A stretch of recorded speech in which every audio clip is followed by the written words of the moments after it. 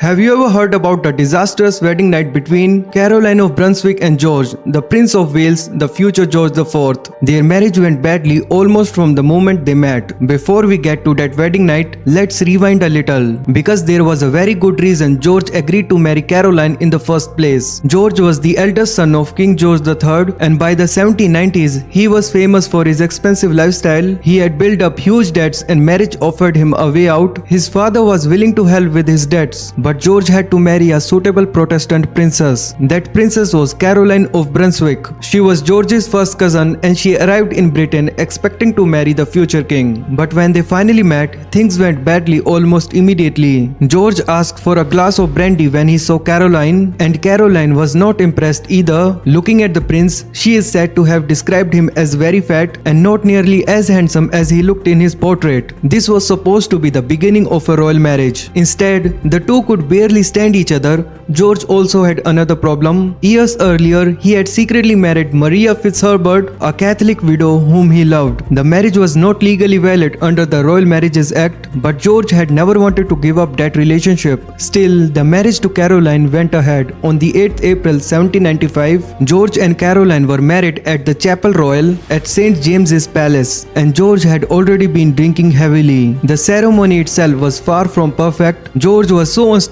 that he needed support during the service. Then came the wedding night. By this point, the relationship between George and Caroline was already a disaster. George was heavily drunk, and Caroline later gave a courtier a very blunt description of what happened. She said that George spent much of the night under the grate beside the fire where he had fallen, and that she eventually left him there. Yet somehow the marriage was consummated. Caroline became pregnant. On 7 January 1796, she gave birth to their only child, Princess Charlotte of Wales. You might think having a child would bring the couple closer. It didn't. George and Caroline separated soon after Charlotte's birth. In April 1796, George wrote to Caroline that their feelings were not in their control and that they were simply not suited to each other. From that point on, they lived separate lives, but their marriage was far from finished. When George became king in 1820, Caroline returned to Britain and demanded to be recognized as queen. George wanted to stop her, and their private marriage turned into one of the biggest royal scandals of the time. But there was an even sadder part to their story.